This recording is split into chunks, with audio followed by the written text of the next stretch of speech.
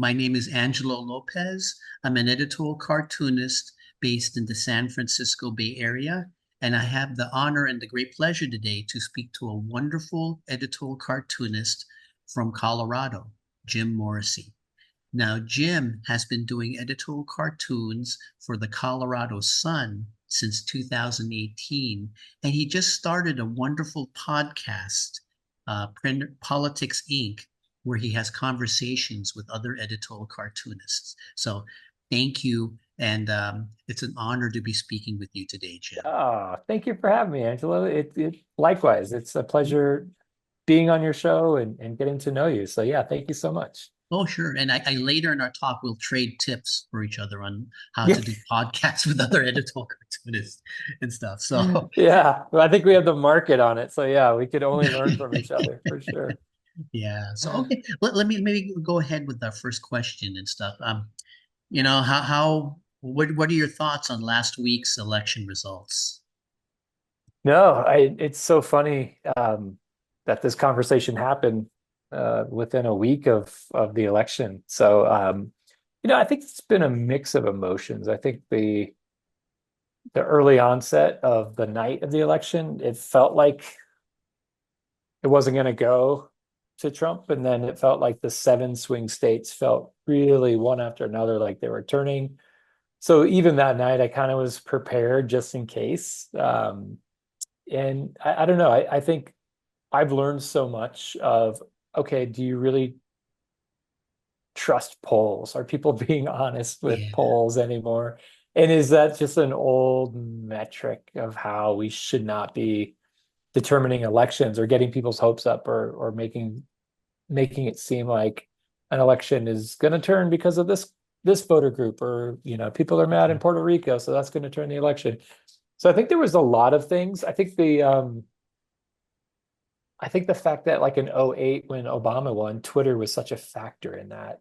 And I think Oh, this year the podcast, ironically enough, um, the rise of the podcast really kind of helped swing more things towards Trump.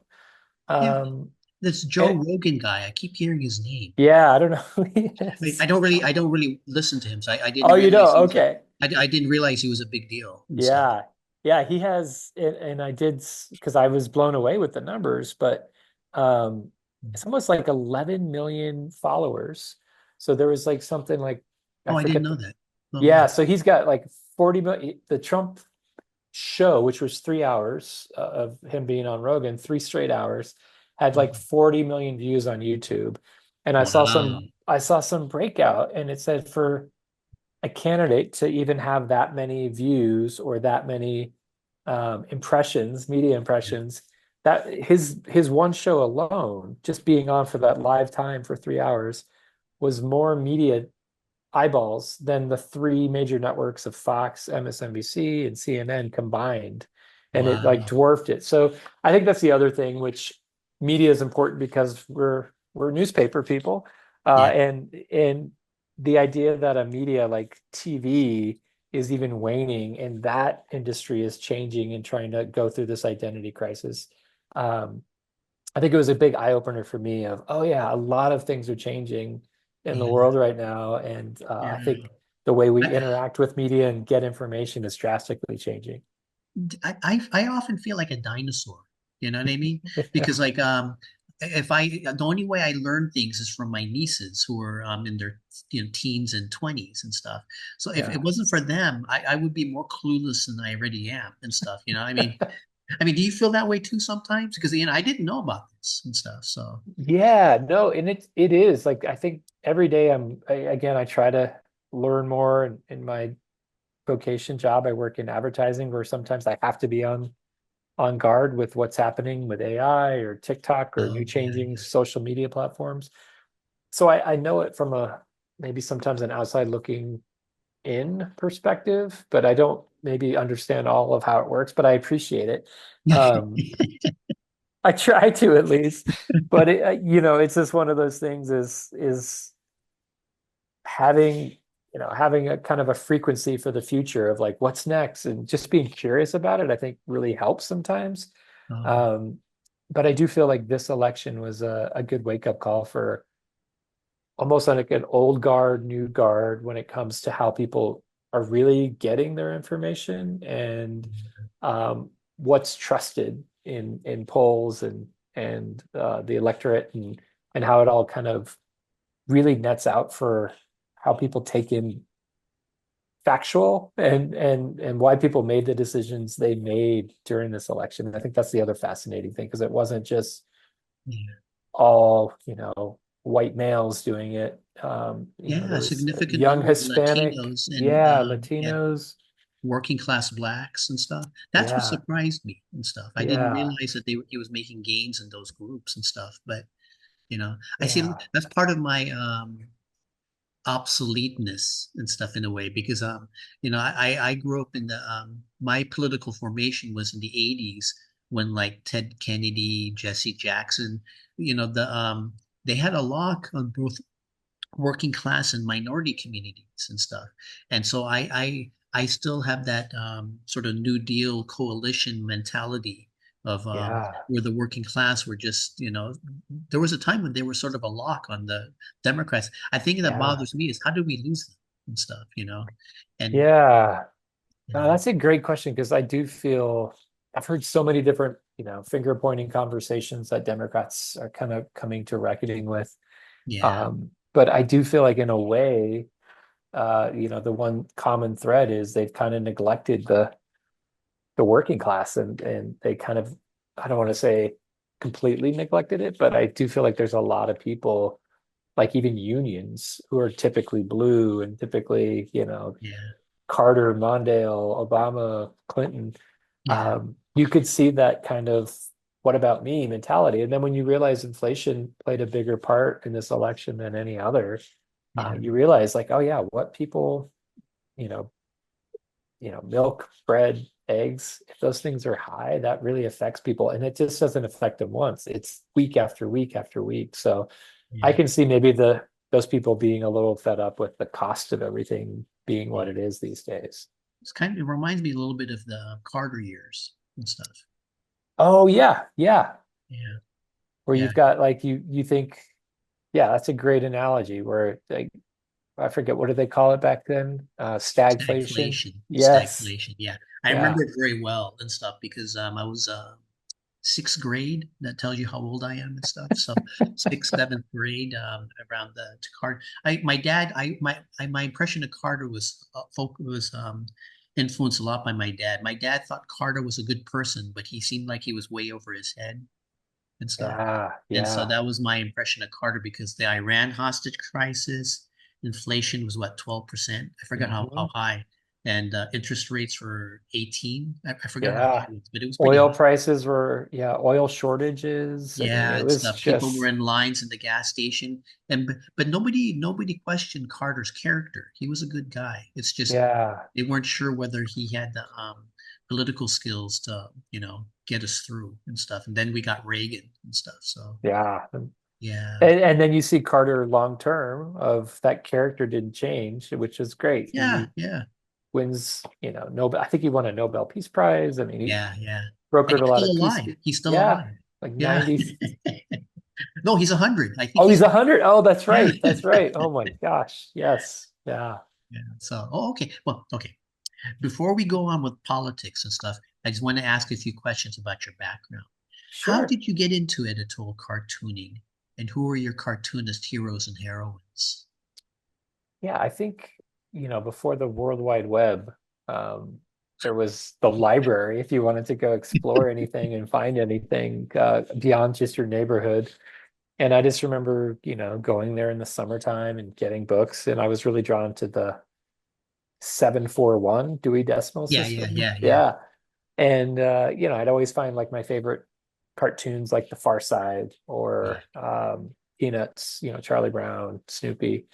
You're And similar it, to me. I had a similar experience. I was yeah, a I was a library um, um, I don't know what the right library nerd is that the yeah, right word? totally. Those two words seem to fit really well together. Yeah. Library nerd. Yeah. I would go, but I think it was just one of those things being in the 741 section. Yeah, Um, reading some of my favorites, and then seeing a book. I remember pulling it out. It was like the best editorial cartoons of 1970 something. I don't Yeah, remember the yeah, yeah, year. yeah, yeah.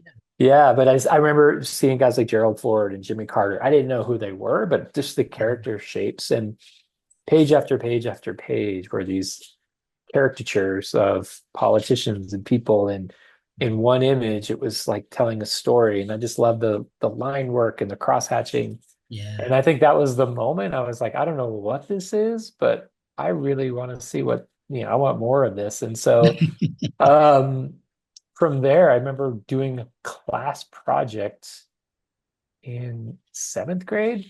And I'm still friends with one of the guys. We had to do a newspaper together. Oh, And there was four of us, and I remember volunteering to do the editorial cartoons. And they were, I look back and I was like, yeah, they're pretty crude. But I remember getting some laughs for like a Ronald Reagan, Nancy Reagan Ouija board because they were into astrology or something. So I made up some joke about a Ouija board. yeah, yeah, yeah. And I just remember thinking that killed, and this is my future. Yeah. But I think those early influences of seeing the work, seeing the different people who were doing it at the time, were huge. And then from an influence standpoint, like I said, Gary Larson, just his, go for the jugular sense of humor every time, Yeah. was And he just was so so, weird, right? yeah, yeah. But it made it, I think we can always look back now and people can look at it and get a laugh, but I'm like, no, if you knew the far side in the 80s when everything was a little bit more polished and Yeah. everything was like, like a sitcom almost with a laugh track, and then you had this weird, obscure, push it to the Yeah. edge of madness little box of Yeah. what is this? A cow talking to a cowboy and an alien at a bar? What's going on? Yeah. Yeah. Um, I think the world he opened up of possibilities of what you could do within a square was fascinating. So he was definitely a huge influence just from cartooning. Yeah. Burke Bethard in Outside or Outland, Oh yeah, Bloom or County Bloom too. County. Yeah, Yeah, yeah, yeah. yeah. I knew him I from Bloom County, so but yes, yeah.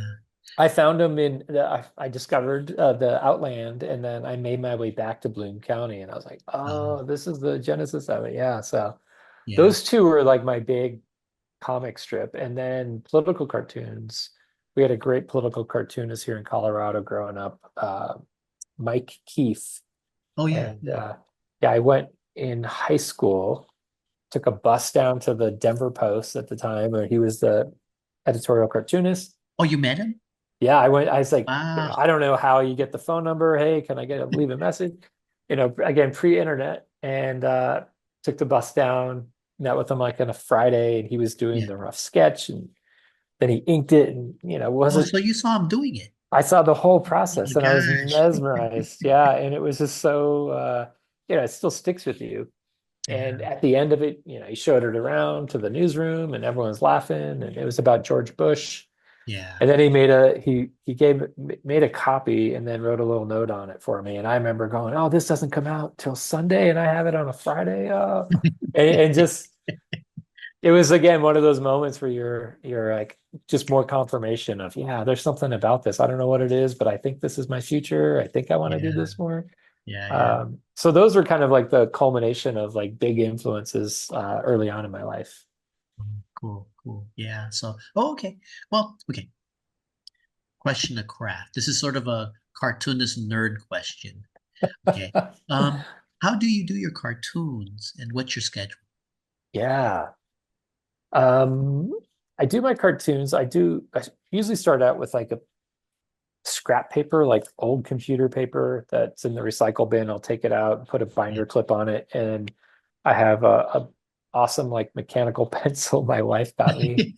Um, and so I'll draw and just get like rough sketches down or just ideas or keep a notebook in the car, So always kind of thinking and what about this and what about that? Um, so I cartoon that way of like getting ideas down and getting a lot of ideas down. And Yeah. then usually I have to work. So I do 2 to 3 a month for the local paper here, the Colorado Sun. Oh, okay. And I submit them on a Wednesday or Thursday morning, usually like Thursday morning, and I kick off or I kick myself off on a Monday. So I'll start Oh, thinking Sunday, Monday. yeah. Um, and it's tough because you're like, what's going to be relevant come Thursday, Friday when people are going to be seeing this Yeah. online or getting it Yeah. in the email. Um, so my schedule is 2 to 3 days of just concepting, writing. As the deadline gets closer, I want to send something to my editor. So then I'll jump on. I usually work in Procreate. I have some favorite brushes I use. I Yeah. still believe in the old power of the pen. So I still have these on standby. Yeah. Yeah. But the speed in which things happen sometimes, I love having Procreate, and I used to be so anti-digital.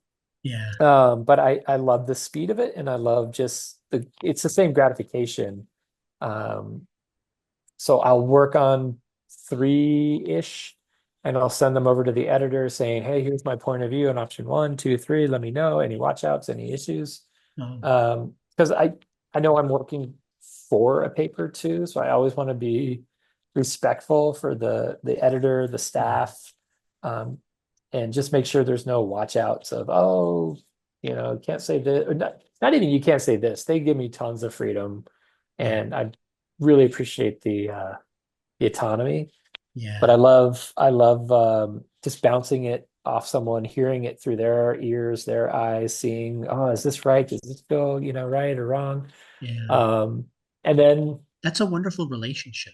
yeah, it's something that I think it's maybe understated, but Kevin Simpson, if you're out there, thank you. Kevin Simpson's an awesome editor. He's Yeah. Yeah.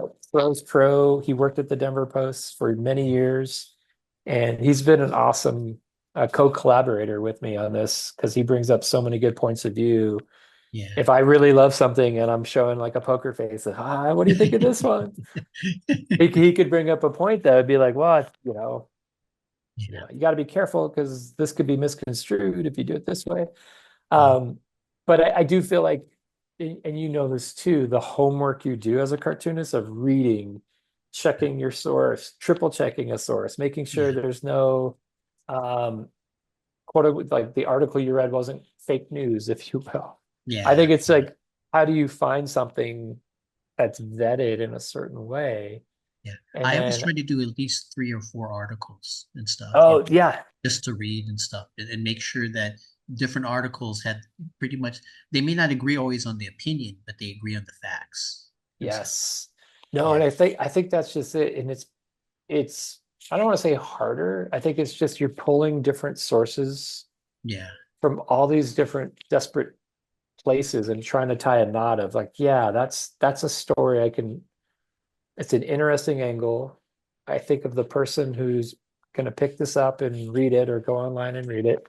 And then I think, do I have any heart for it? Like, what do I want to say that could help make Yeah. this person who reads it feel better, have a laugh, understand a Yeah. political issue more, or sometimes it's to even vent and get stuff off my chest, like over the last couple of weeks. So But yeah, this is, it's some cartoonists say that they're, they're fortunate to do editorial cartoons because it's sort of a healthy way of letting out political frustration without, yeah, without doing any, without becoming some crazy conspiracy theory person and stuff, right? So, yeah. Well, no, and because I know you and I connected right after the election, and you said it best. You said something to the effect of, "Oh, this feels like therapy. I can just get it out, and it yeah, feels like you have an outlet that is healthy and reflective and poignant, and then it's a way to share your opinion without just making a mean troll or mean tweet. There's some thought and then some but art and then our some, cartoons saved us from being that. yes, if anything, it saved us from being trolls online for Yeah, sure. Yeah. yeah. Yeah, I envy that relationship because when I was in the Philippine news today, I kind of forgot what my editors look like and stuff because Mm. I think I met them briefly when I interviewed for the thing in 2011. I visited, but since it was so long, I just emailed them, so I never got a response back. Every once or twice a year, I get a cartoon killed and stuff. But for the most part, they accepted my cartoons. But yeah, I wish I had your relationship with your editor, because I think my editor was cool and stuff. It's just he Yeah. was busy doing other stuff, you know. So Yeah. he gave me free reign, but it would have been cool to, like, had, because it sounds like your relationship with your editor, that relationship in and of itself is a part of the process. Yes. Yes. And it's so funny because Weeks, he's been there since day one. But it's just almost refreshing in a way because sometimes as a cartoonist you get so excited about an idea. You can get so excited that you have Yeah, some blinders on. yeah, And you're right, having that a trusted voice who knows the political arena much more than I even do some days yeah. is really refreshing just to go, hey, you might want to do this, or oh man, that got me laughing. I think it's a funny idea. And you're like, okay, good. I think it's kind of dumb, but maybe someone else will think it's funny. Yeah. It is a great point that I hadn't put too much thought in, but I think what you said is so spot on. It is almost like Mhm. this great trusted relationship where you get someone else helping guide and create the work alongside you as you do it. So Oh, cool, cool. yeah. So with the Philippine with that newspaper, then you would just send it off and you wouldn't ever. It Uh, was just like, hey, here's this, and they'd run it, and that was it. yeah, yeah. Basically, my thing was similar to yours. Monday, Tuesday. I read and I do the roughs, and I do the brainstorming. Wednesday, Thursday, Friday is when I do the sketching, then I ink, and then I send it. Usually Friday. Well, I'm not there anymore, but I used to send it Friday, because in the weekends I wanted to spend time with, my wife Lisa, and the nieces were younger back then, and so Yeah. we would just hang out. So, but it wouldn't get published until Wednesday. So I had a similar thing as you. This thing I sent on Friday would have to still be relevant on Wednesday and stuff. But Yes. one of the good things, though, is that the extrajudicial killings in the Philippines, that was ongoing and stuff. So if I do a cartoon on extrajudicial killings, I knew it would still be relevant on a Wednesday the next week, just because he wouldn't stop. Or if he was harassing the press, a week later he'd still be harassing the press. So as you know, I kept to a few subjects, but it was also because um, um, I was just when you're passionate about a subject, you tend to do more cartoons. Yeah. So Isn't that amazing? Like, yeah, I think maybe you could open up on this too. When you first got into it, was your very first cartoon you sent out? Was it something that, hey, I'm just doing this, I need to get it off my chest. Will someone run it? Was it a yeah. similar situation? Yeah, it was my first cartoons were in the Tri-City Voice, which was before the Philippine newspaper. And it was during the Obama McCain elections and stuff. Oh So yeah. Oh that wait. was kind of fun and stuff. So Yeah. I had definite opinions about it, but I would have to do local issues, and I knew almost nothing about the issues faced in the Eastern San Francisco Bay Area. So I had to do research. So my early local cartoons and them were not that good and stuff. And it was not until I learned more about what was going on and stuff that I began doing good cartoons and stuff. But on those issues. But yeah,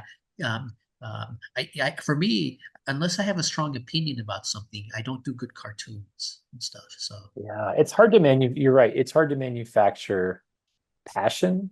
yeah, Yeah, it definitely comes from something deep within that you have to almost untap yeah, to go, oh yeah, I really do care about this. And weeks when you're like, I think the weeks when you're maybe you can help validate this too, when you're I don't want to say cartoonist block, but when you've got a couple things and you're just like, I don't know, what do I do with this? I think it is a good gauge going, oh, am I really passionate about this, or am I just trying to get the deadline and hit yeah. the deadline? When I do I did a weekly. I think half of my cartoons I like. I go through phases where I don't come up with a good idea and I'm never satisfied with my cartoons. And then I go through phases where, hey, I think I'm in a hot streak. I like what I'm doing and stuff. So I go through periods where, you're right, the kind of block.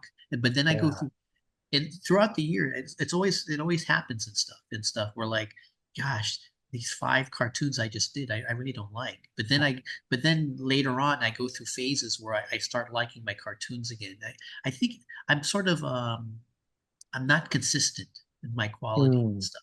and stuff. I think, so like, yeah, half of my cartoons I like. So like when they have these cartoon contests, it's not, I don't pick between 52 cartoons, for the year. I just pick like the 20 of the 20 that I like, I pick Yeah. between that and stuff. So my percentage is maybe 40-50% that I like per year and stuff. Yeah. No, Is that same with you and stuff? no, it's exactly it. Yeah, there are times like even when we were talking and oh, which ones do you like? And talking about kind of a retrospect.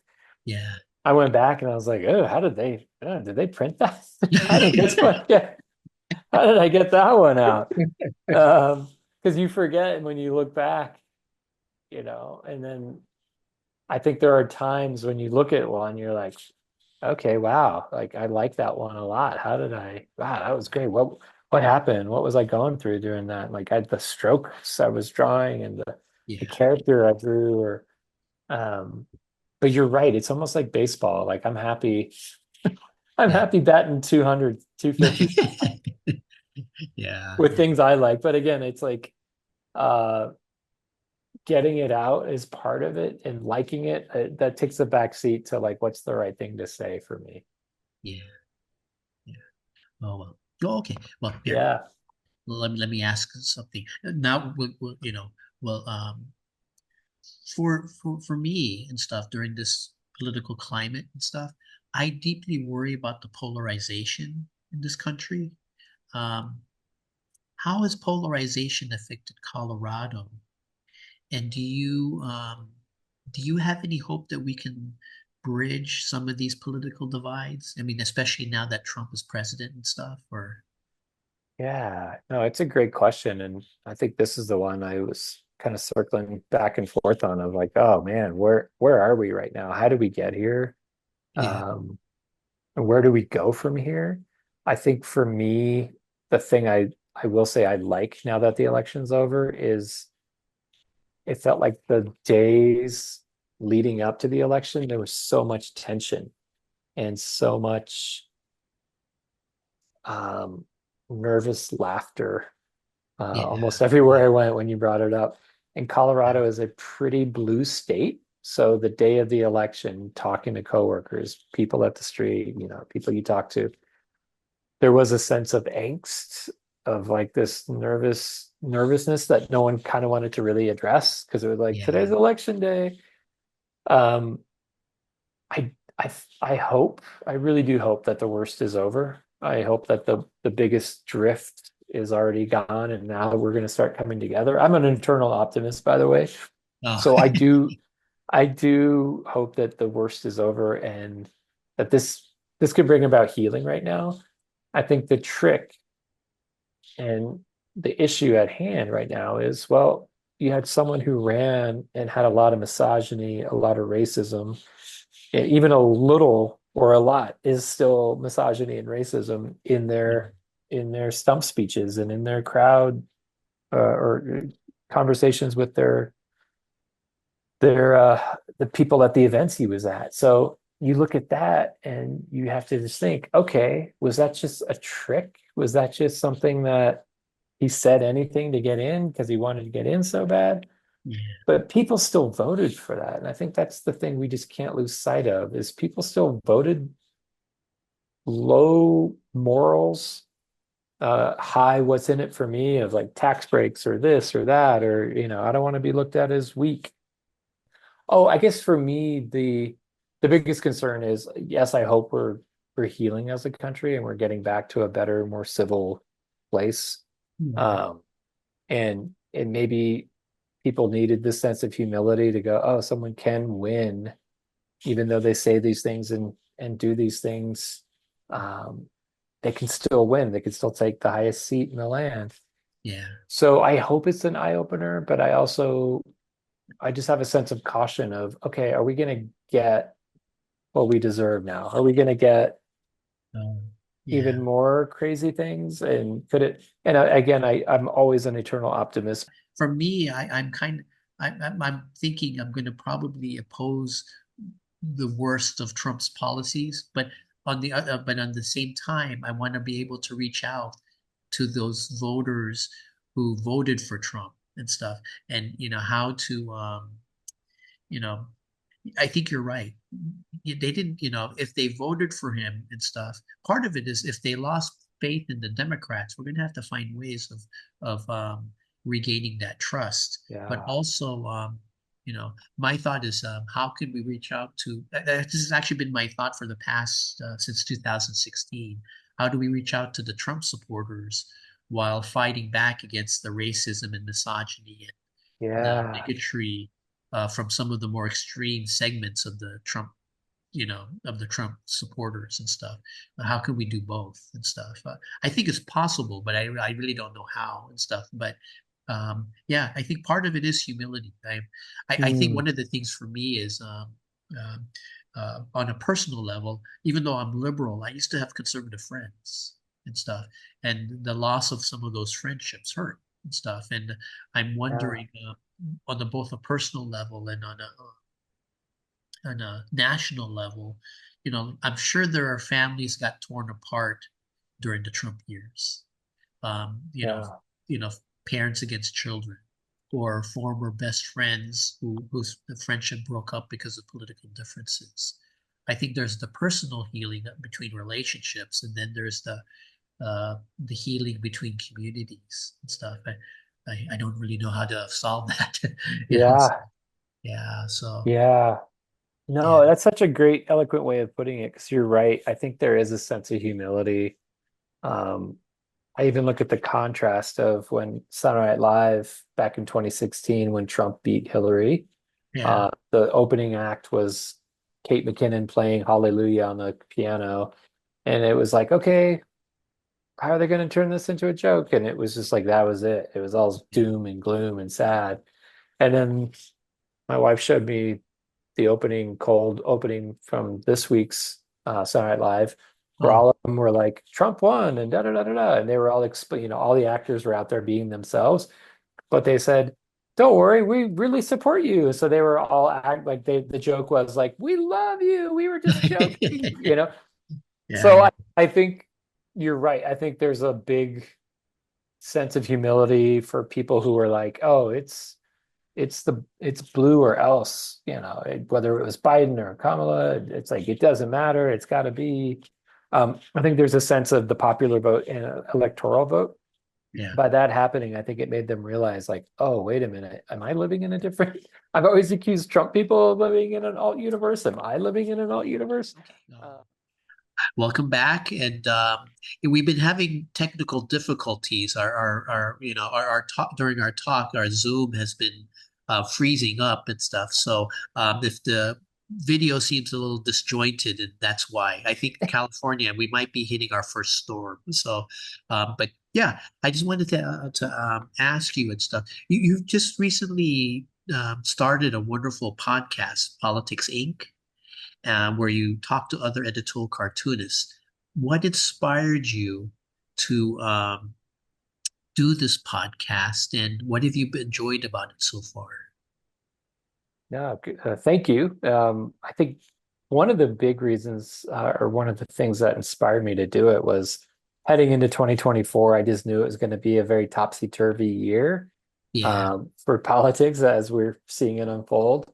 yeah, Um, and, kind of selfishly, I really was hoping to meet other cartoonists. It's a very lonely profession in a lot of ways, as you know, where you sit with a piece of paper, you draw, you put it out in the world, and who knows if people see it or not.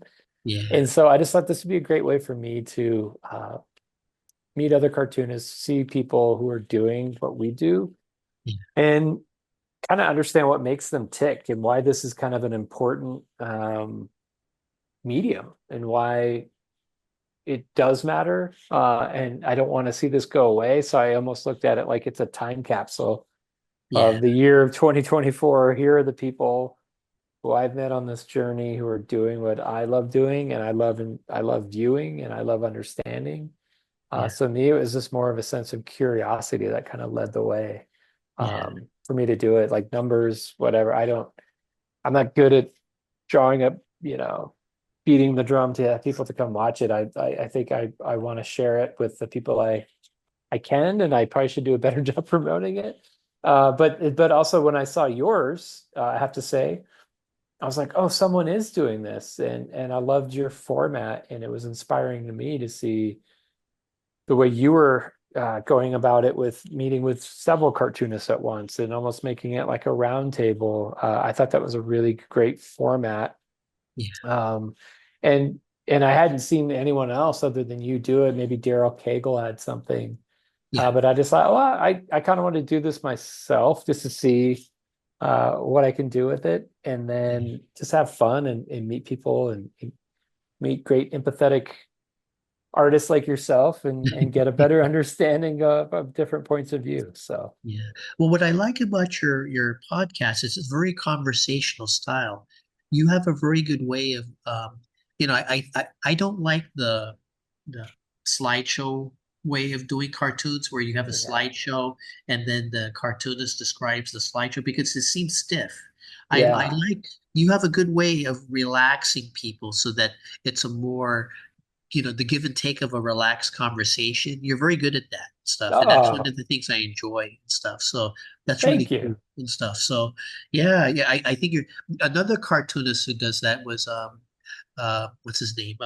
Kevin Gallagher and stuff. A Oh, couple of years ago, he did a series of interviews with other editorial cartoonists called Satire Can Save Us All.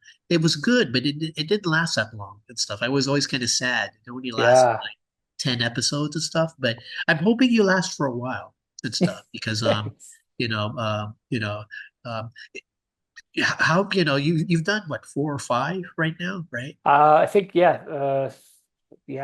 It feels like more than that. Maybe it is a little bit more, but yeah, I've had a couple start stops that haven't been posted yet. Oh, okay. Um, Okay. but yeah, it's been the technical side is something I'm still ironing out all the bugs as we're learning Oh, here yeah. tonight.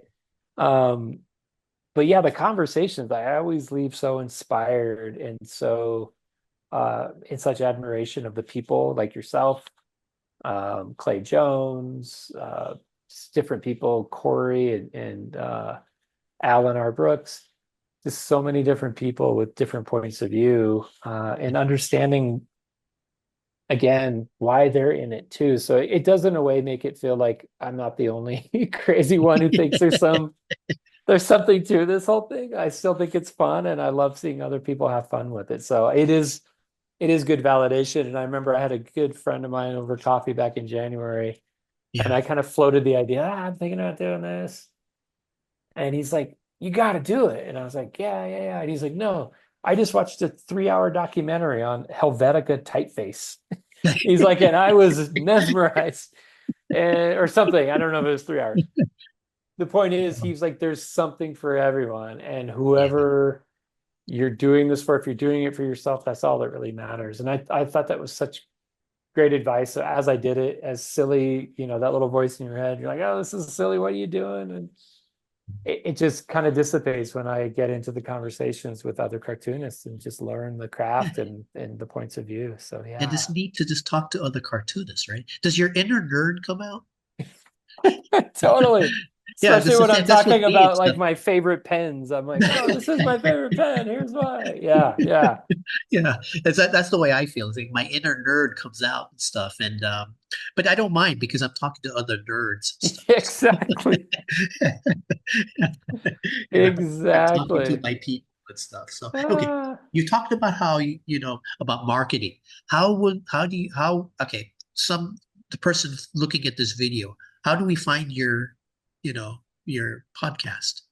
Yeah, I have a great question. I'm on Spotify right now on Politics Inc., and that's with a K, obviously. And YouTube. Politicsing podcast there. So you can Oh, find the podcast on both of those platforms. oh, cool. I didn't see Yeah. the YouTube one. I've always been looking at this. Yeah, Yeah. I'll have to check it out and see and stuff. So okay, Yeah. so that one Yeah. it has it's not just the voices. You actually see It's talk. yeah, it's Oh, the oh, faces too. Yeah, which is a little it's a little less forgiving. Luckily, I have some amazing editing software that I use. oh, That kind of helps so it doesn't look too, if I have to cut out all the, certain scenes or certain parts, it does it in a very clean way. That almost looks seamless when it comes to the video as well. But I'm a purist. I still love a conversation. So the audio part of it for Spotify is where I spend a lot of my time. oh, okay. You do a good Yeah. job and stuff. So I think if you continue to do more and stuff, I think it'll be a good library and stuff because I think I when I do my talks and stuff, for me, if I've done 50, that means that 100 people, that means that 50 people either didn't respond back or said no and stuff. So, but Yes. which is okay with me because I know people have deadlines and they have a life and stuff. So for me, Yeah. it's just I'm just a nerd and stuff. So it's just fun and stuff. And it's an excuse for me to talk to cartoonists who I admire. But although my first few you haven't been to any conventions yet, right? My No, I haven't. Yeah, my first few conventions, I was really nervous and stuff. And so, when you worry about putting your foot in your mouth and stuff, I was always worried about that and stuff. Um, you know, but this What kind of was it relax like? Yeah, I would say, what was you went to the editorial, the AAEC conventions. okay, I've been to yeah, 5 so far. The first two, um, people were generally nice and stuff. It's just I think because they see each other only once a year, they tend to go into groups and stuff. And so in the first two ones, I was either too shy or I was, when I'm nervous, I fumbled over my words and stuff. And so, but I think in the Washington one, I started making some friends. And that helps and stuff. So when you go to another convention, you're looking for those friends. And I'm guessing yeah, all the other cartoonists do the same thing and stuff. They look for the people who they know and who they can relax around and stuff. So, but yeah, but totally. yeah, yeah. So, but I generally like most people are pretty nice. So people, I talk to them for 5 minutes, but it's not their fault and stuff. It's just there's only so much time you could spend with people, Yeah, and stuff, right? So, yeah, totally. No, and I think it's great that that you go to those and you're putting yourself out there. But just that those conventions are still around and people are still doing it, I think yeah, is I really, don't know for how long and stuff. Last year I went to the San Francisco one, and because the numbers of editorial cartoonists are dwindling, there's talk that they might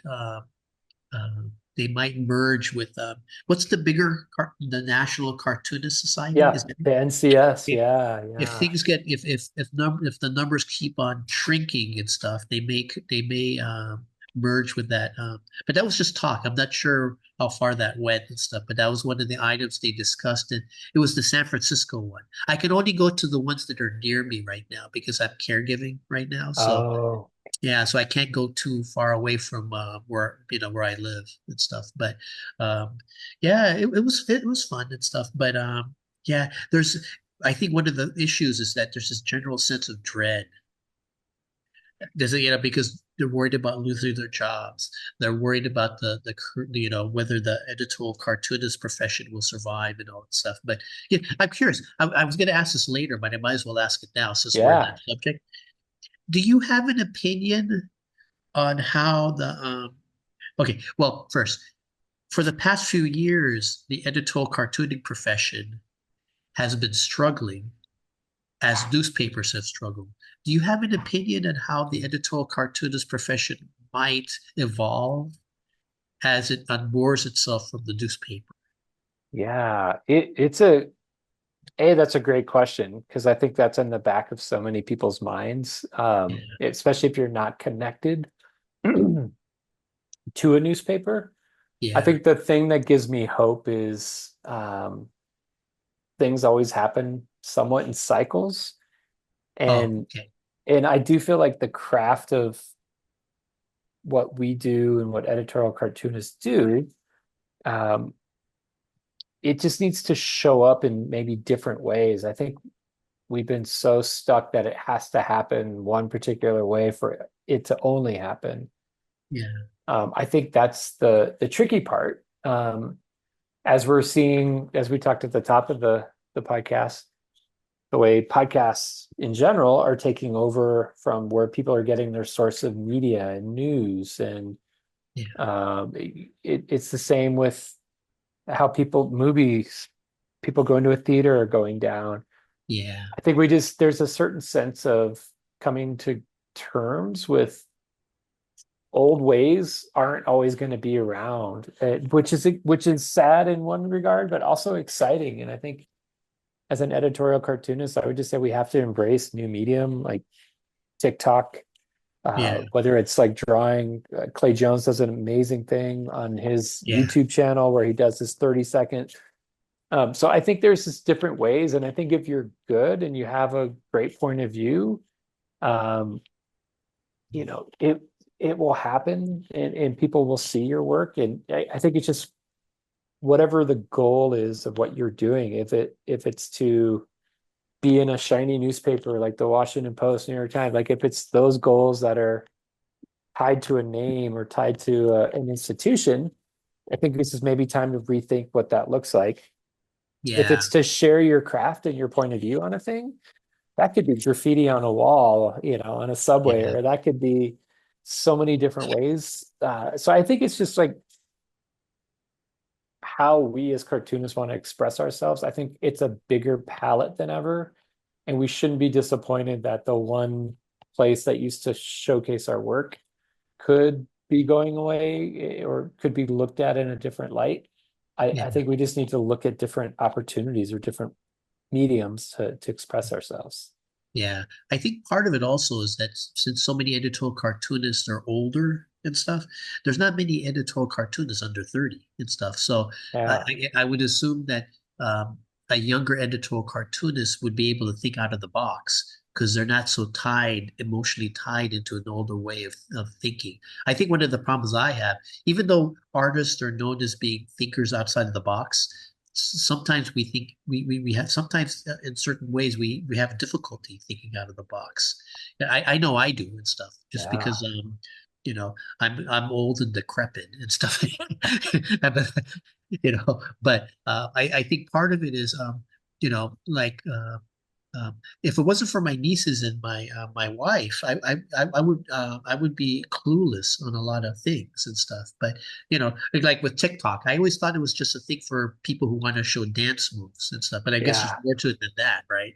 And yeah, stuff. So, yeah. but yeah, I think it's yeah. I just have to learn how to think out of the box and stuff. No, I think that's so refreshing to hear, because I think and again, if if you shared that message at the next, editorial cartoonist convention and said, "Hey, here's a 3-minute presentation on how we all need to start thinking outside the box. We do it for our craft. How do we do it for Yeah, our unified self?"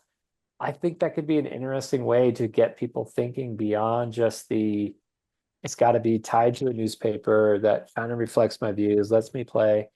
I yeah, think we're looking for gatekeepers still, and I think we're looking for approval still. And I think that might be one of the things that we need to kind of die to that, yeah, and not maybe worry about all that. There's like a quote I heard recently. It said, "The best known beats the best." yeah, So we could be, when you said people under 30, it's like we could have someone who's like 22 do an amazing political statement that's drawn, or AI or whatever it is, and get it out there like a meme. A meme is a yeah, modern day cartoon, yeah. and get more eyeballs or be known for that than someone who labors over like the cross hatching. All that being said, I do feel like it's like we can't be stuck in our old ways. If we're Yeah. smelling tar pits, that should give us a good indication we need to keep moving. Yeah, yeah. I think part of it with I think the other part that just occurred to me is that some of the older cartoonists who had a stable newspaper job, they were able to, to buy a house pay mortgage. And I think part of what scares them is that that stability is no longer there, and they're trying to figure out how to earn a living off the internet or off of this or that and stuff. And Yeah. that's, I think that's, I've talked to a few cartoonists who are in newspapers, still in newspapers, and they've said that they have to learn how to market and how to, because part of it is just the earning the living and stuff, and that's Yeah. tough, right? Yeah. And that's a tough thing and stuff because I'm in my I think I'm lucky in the sense that I'm not a normal cartoonist in the sense I didn't work full time in a newspaper. I worked full time in a library, and the cartoon was just something I did on the side and stuff. Yeah. So that was sort of my thing. And most of the cartoonists on the conventions that I actually bond with the best were in the same position as me. We were the people who did the cartoons on the side, but we had a full-time job in a different profession. And we envied those editorial cartoonists who could go to a newspaper and have their own office and stuff. I still envy them for that experience and stuff. But Yeah. now the shoe's on the other foot in a sense is that now that those jobs are disappearing because of the newspapers, they're trying to figure out stuff. How can I earn money so that I could still, earn a living at this and stuff? Or, you know what I mean? And stuff. It's Yeah. just, No, you summed up my whole trajectory as a cartoonist because I was very much in out of college. I was like, no, I gotta be either a syndicated cartoonist, which yeah, sounds so crazy now, of like, oh, I need a syndicate to pick me up, to put me in a newspaper so they can get, 50% and I get 50% based on how many news. Like that model just, it always felt like the house wins every time. And, yeah, and same thing with being a political cartoonist. I mean, when I met Mike Keefe, it was awesome. He had his own office. He walked around. It was like in a, yeah. I bustling still envy newsroom. you for that. I still envy you for that experience and stuff. No, and it was amazing. Again, I look back at it, I'm like, oh, I don't know what drove me to do it, but I just did it.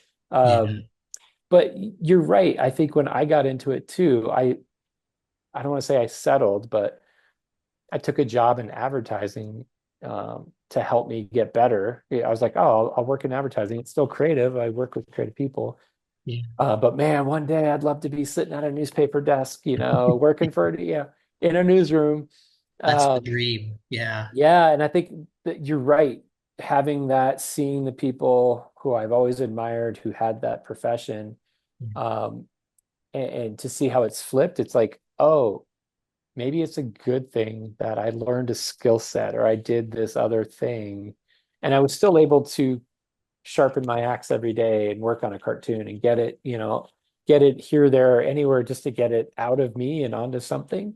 Yeah. Um, I think there's value in that, and I think kudos to you because you didn't give up on it either. You could have just said, "Well, I'm not a political cartoonist, so I'll just, I won't share what I have." But I know you said your wife Lisa kind of prompted you to Oh, I don't mind submit. if you share. I don't mind. It's not, Yeah, anyway, it's in your podcast, so people, yeah. So yeah, I so but when you yeah, yeah. before I did my editorial cartoons, I felt like a loser in a way.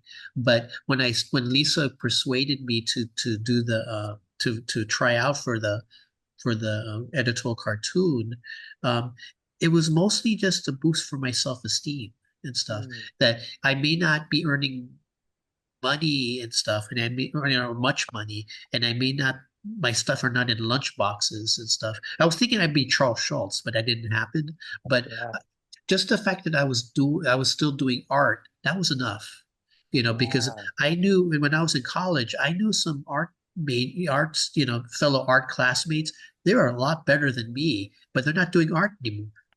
yeah, Even though I'm not, I'm not, I don't have a Garfield, or I don't have or I'm not a Jeff McNelly, or in terms of like influence, or Herblock and stuff, yeah, But when I went into the Philippine news today, it gave me a sense of pride and stuff that I may not be, you know, in my own.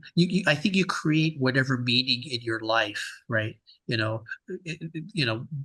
and I think I learned about my Filipino culture I reconnected with Filipino friends. I hadn't had that many Filipino friends since college and stuff. And I'm even though I'm no longer in the Philippine news today, I am so grateful for that experience to help me reconnect to my Filipino American roots. You know, I can love being American, but I can also love my Filipino heritage. So I think, yeah, is that similar to you when you started doing your editorial cartoons, or? Yeah, no, I think you said it so eloquently because I think so often in our society, it's like there has to be this end reward for what I do, Yeah, that we forget about this invisible reward that we have inside us yeah, of the art of making and the flow state you get into when you sit down with a piece of paper and a pen. yeah, We kind of marginalize that, but there's a beauty that even if no one pays you or no one sees your work, that you're still going to spend that time to do it. yeah, Yes, it's great if you get people's eyes on it. That's like a bonus, but um, again, I think it's just really admirable to you and other cartoonists out there too who do the daily grind, do the job to, keep the lights on and food on the table, but still find time to create this craft. Because I felt the same way when I got into it. I was like, the comparison trap. Well, I'm not there. But yeah, I again, I learned more about my city, my state, the people, what makes people tick, what people like, what people don't like. And having a sense of pride that you're right. Other people I went to school with who were better than me. So I can say that same thing that yeah, maybe they're not doing art anymore. But I again I consider it like a real privilege and yeah, yeah. Do you feel that I'm like, connected to your wow, community? Do you feel more connected to your community because of your editorial? Because I felt a connection to the Filipino American community, and it made me care. yeah. I've always cared, but now I have an outlet for my caring. Does the political cartoon give you an outlet for your caring? Yeah, it does. And I've never looked at it like that, but it does. It really makes me feel like, oh, when you read a comment or someone says, "Oh, we'd love to, can we get a copy of this for our organization?" Or, we had a writer at the Colorado Sun who got kicked out of a Republican convention because Oh, the head person there was like, "We don't want her here," so the cops escorted her out. And I just oh, thought, oh, wait, I know that trick. That's what Hitler used to do to people he oh, didn't yeah, yeah, like. yeah, And you just see it, and you're like, no, I really do care about these people. Like her name is Sandra Fish, yeah, amazing reporter, seasoned reporter, this kindest woman, escorted out because they didn't want anyone saying bad things about what was happening at this local convention here in Colorado. And I just thought, wow, it makes me realize how much I do care about our systems, our political systems, yeah, our freedom of speech, and yeah, then people who are working hard to get the truth out there and to share the truth. And like what she was doing, it just made me realize, like, oh no, this makes me really care about the yeah, craft, and you see the impact it has, and yeah. from a local level to a statewide level. I agree with you and stuff. And I think what makes a cartoonist is their care for the community, their care for their country, their care for the democracy and stuff, right? And stuff. Yeah, I share that and stuff. I care about the Filipino American community. I care about the United States. I care about our American democracy, and that kind of fuels my cart. Even though I spent a lot of time doing cartoons about Duterte in the Philippines, even though I've only been in the Philippines 1 month my entire life, I care about the Philippines. I still have yeah, relatives there. I don't want them to go through another dictatorship and stuff you know. yeah, Yeah, I mean, in this country, I love our democracy. I don't want our democratic values and democratic norms to to be to be what's the right word? Democratic black. I don't want democratic blacksliding. yeah. Too many people have fought too hard to get our country to where it is now and stuff, right? Yeah, yeah. No, and I think your conviction is spot on of it's almost like what we do. can build the conviction muscle in us to go, wait, I care, and I've got a platform to say this, and Yeah, maybe there is this like beauty in um, what we do kind of fuels our conviction even more. yeah, Yeah, yeah. No, I think you said it so well. That is a great way of defining the fact that all these things are going on, and man, it is because of a deep, empathetic, caring heart for these our society and people. And I think when you talked on my podcast, I really admired your level of empathy and your level of helping those who are marginalized. yeah. And it comes through Thank you. time and time again in your work because it shows so much that you do have a great heart for people and a great heart for justice. And so I just want to keep encouraging you to keep that up because I feel like we can't have good people like you not picking up a pen. Well, for you too and stuff. I see with your cartoons a deep care for your Colorado and stuff. And I think Thanks. I think for both of us, we care about our communities and stuff. But I think it's important because I don't know much about Colorado and stuff, but I think it's important that, you were saying like how some communities are not, they don't feel heard. Through Yeah, your cartoons, you're making sure Colorado is heard and stuff. And I think that's very important and stuff. So, thanks. Yeah, no, it's fun. And again, it's lucky to have a seat and lucky and yeah, even if I didn't, I don't know if you were that same kid in class who would do the doodle and share it with a friend and get a laugh or but I think even those were the seeds for what I do now and what maybe we do now is yeah. you just getting it out, and if it gets a smile, if it gets whatever, that's bonus on top, but getting it down I think is like the true reward some days. Why do you love political editorial cartoons? You sort of touched upon it, but in 3 minutes, what do you love about editorial cartoons? Yeah, I think the biggest thing I love is um, sharing and being courageous in a way with art. Yeah, I think it is one of the just a great freedom of expression.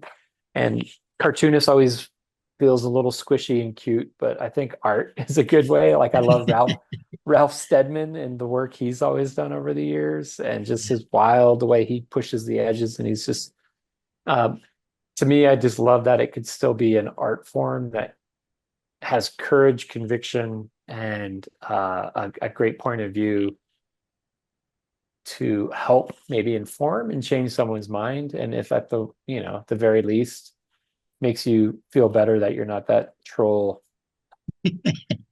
people online. You got better things to do with your time. it's society's acceptable way of. Totally. Yeah. Saying it that way makes it feel less, makes me feel less bitter about it. But yeah, you're right. It is, I don't know, it's such a great craft. And again, I think seeing and being inspired by you and other cartoonists, it just makes me realize this is why I love doing it because other people are doing it and you can kind of feed off the work you see from other people. Oh, okay. Well, thank you. Thank you.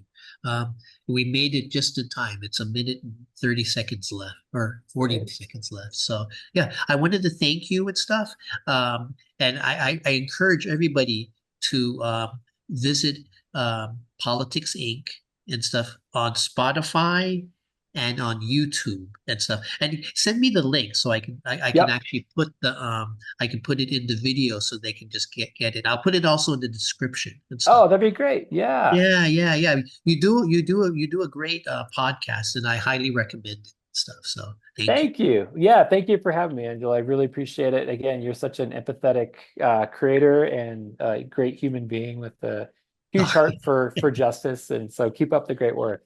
Yeah, you too. You're a great spokesman for Colorado. So thank you. Oh, thank you. I appreciate that. Oh, Thank you. Thank and you. I hope the Nuggets do well. Oh, and also the Broncos. You guys have a good record. So Yeah, yeah. I think is Bo Nix doing well? He's doing great. Yeah, he Oh, almost beat Kansas City in Kansas City this past weekend. So yeah, okay. I'll Okay. take it.